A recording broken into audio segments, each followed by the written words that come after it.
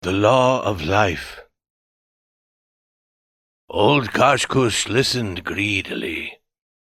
Although his sight had failed, his hearing remained good. The slightest sound was recognized by a mind yet active behind the aged forehead. Ah, that was Sitcomha, shouting curses at the dogs as she beat them into the harnesses. Sitcomha was his daughter's daughter, but she was too busy to waste a thought upon her old grandfather, sitting alone there in the snow. Camp must be broken. The long trail waited while the short day refused to delay. Life called her, and the duties of life, not death. And he was very close to death now. The thought frightened the old man for a moment. He stretched forth a shaking hand, which wandered over the small pile of dried wood beside him. Reassured that it was there, his hand returned to the shelter of his old, worn furs. He again began to listen. He heard the noise of the half-frozen animal skins being moved. He knew that even then the chief's moose-skin tent was being packed. The chief was his son, leader of the tribesmen and a mighty hunter. As the women worked, his voice rose, exclaiming at their slowness. Old Kaskus strained his ears. It was the last time he would hear that voice. There went Greenhouse tent, and Tuskens. 7, 8, 9. Only the medicine man's could yet be standing. There, they were at work upon it now. He could hear the medicine man struggling loudly as he piled it on the sled. A child cried, and a woman calmed it with gentle singing.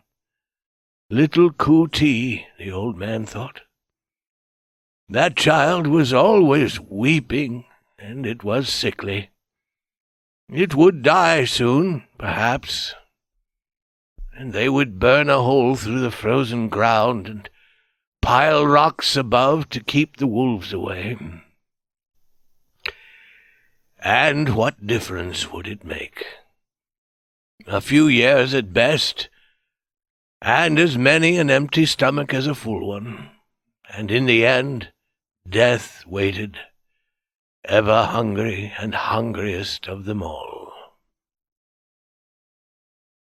What was that?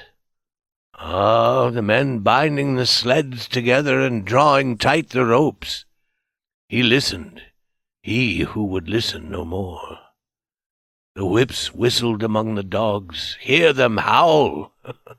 How they hated the work and the trail through the snow. They had started. Sled after sled moved slowly away into the silent forest. And they were gone. They had passed out of his life, and he faced the last bitter hour alone. No. The step of a moccasin broke the snow surface. A man stood beside him. Upon his head a hand rested gently. His son was good to do this thing. He remembered other old men whose sons had not waited after the tribe had gone, but his son had. The old man's thoughts wandered away into the past, until the young man's voice returned him to the present. "It is well with you?" he asked.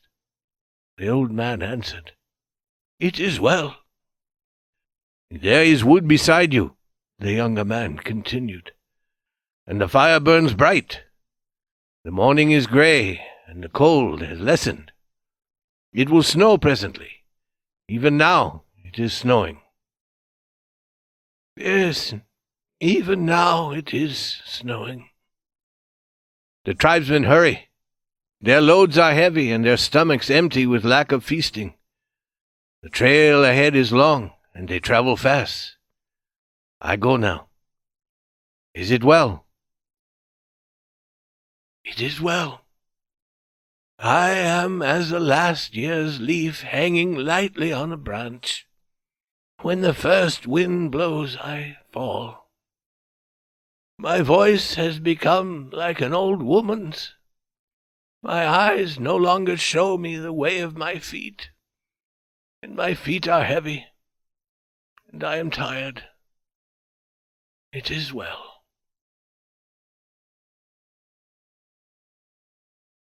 He bowed his head in contentment until the last noise of the moccasin on the snow died away.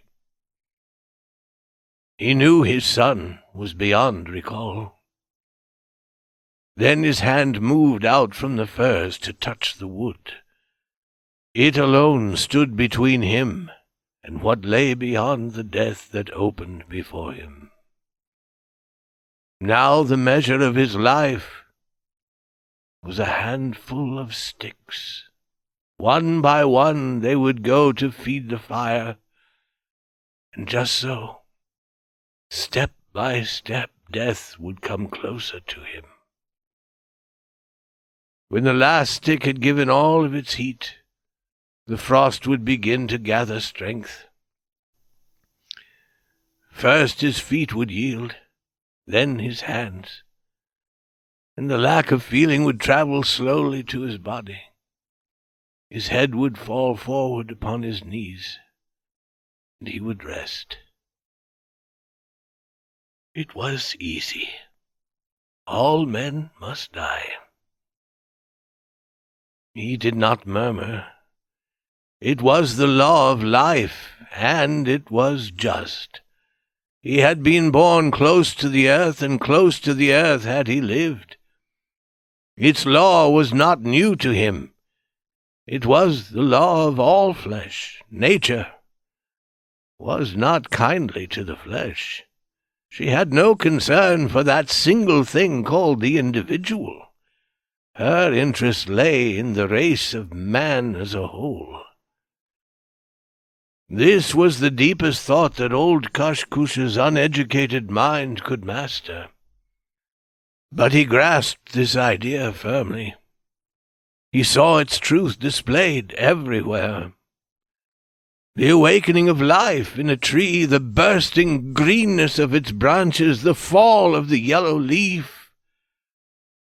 In this alone was told the whole history. But one task nature did give the individual. Did he not perform it, he died. Did he perform it? It was all the same. He died. Nature did not care. There were plenty who would obey. It was only the need that this duty be obeyed, not the man who obeyed it, which lived and lived always. The tribe of Kaskus was very old. The old men he had known when he was a boy had known old men before them. Therefore it was true that the tribe lived, that it represented the obeying of all its members, whose final resting places were unremembered. They were not important. They were chapters in life's story. They had passed away like clouds from a summer sky. He also would pass away. Nature did not care. To life she gave one task and one law. To continue the race was the task of life. Its law was death. A young girl was a good creature to look upon, full-breasted and strong, with a lightness to her step and a shine in her eyes. But her task was yet before her. The light in her eyes brightened and her step quickened. She laughed with the young men, then she turned away. She passed on to them her own unrest, and she grew fairer and yet fairer to look upon. Finally some hunter took her to his tent, to cook and work for him, and to become the mother of his children. And with the coming of her children, her beauty left her. She dragged her legs and arms when she walked. Her eyes lost their brightness. Then only the little ones found joy in the old lined face. Her task was done. In a little while, in the first famine or in the first long trail, she would be left, as he had been left in the snow, with a little pile of wood. Such is the law. He placed a stick carefully on the fire and returned to his thoughts. It was the same everywhere, with all things. The insects disappeared with the first frost. When age settled upon the rabbit, it became slow and heavy and could no longer run faster than its enemies.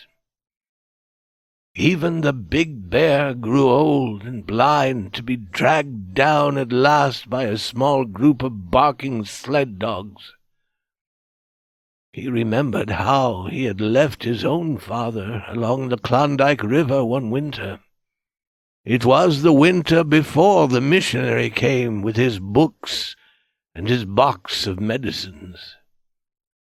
Many times Kaskus had recalled with pleasure the taste of those medicines. The one called painkiller was especially good. But now his mouth refused to moisten. He remembered that the missionary had become a worry to them. He brought no meat into the camp, and he ate much. The hunters did not like this.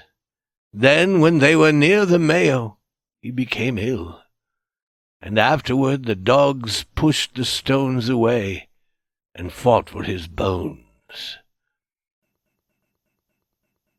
Kaskus placed another stick on the fire, and let his thoughts travel deeper into the past. There was the time of the Great Famine. He had lost his mother in that famine. In the summer the usual plentiful catch of fish had failed, and the tribe looked forward to the winter and the coming of the caribou. Then the winter came, but with it there were no caribou. Never had the like been known, not even in the lives of the old men. The rabbits had not produced any young, and the dogs were skin and bone. And through the long darkness the children wept and died. So did the women and the old men.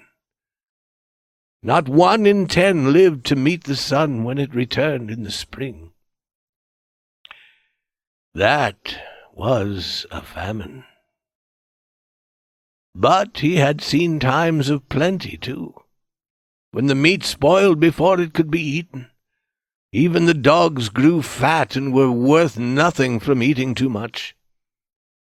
In these times they let the animals and birds go unkilled, and the tents were filled with newly born children. Then it was that the men remembered old quarrels and crossed to the south and to the west to kill ancient enemies. He remembered when a boy, during a time of plenty, when he saw a moose pulled down by the wolves. Zingha lay with him in the snow and watched. Zingha was his friend, who later became the best of hunters. One day he fell through an air hole in the frozen Yukon River. They found him, a month later, frozen to the ice where he had attempted to climb out. Zingha and he had gone out that day to play at hunting in the manner of their fathers. Near a creek they discovered the fresh track of a moose, and with it the tracks of many wolves.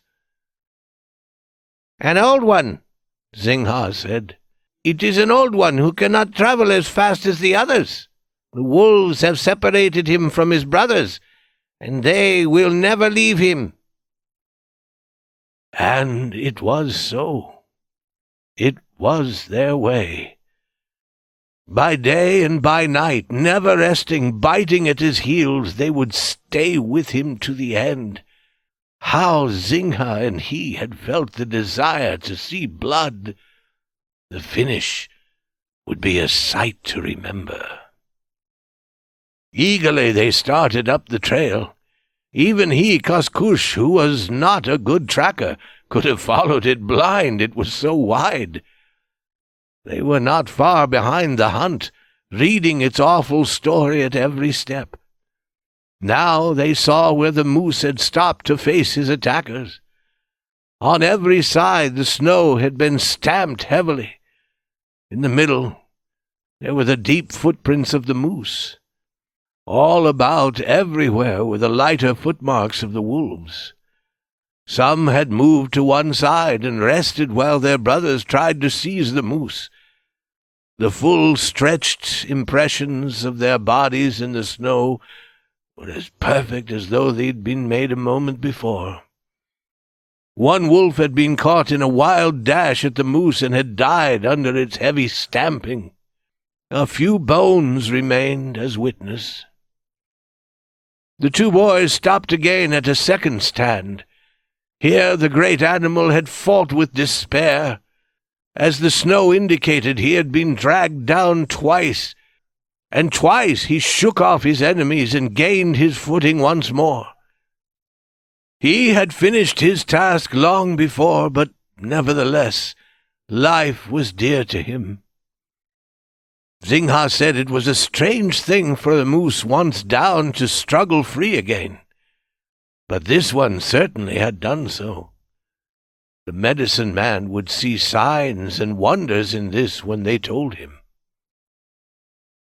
Then they came to the place where the moose had tried to climb the river bank and go into the woods, but his enemies had attacked from behind, until he leaped high and then fell back upon them, crushing too deep into the snow.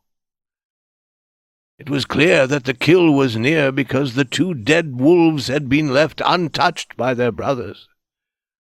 The trail was red with blood now, and the distance between the tracks of the great beast had become shorter and shorter. Then they heard the first sounds of the battle, the quick bark of the wolves which spoke of teeth-tearing flesh. On hands and knees, Zingha and Kaskus made their way through the snow.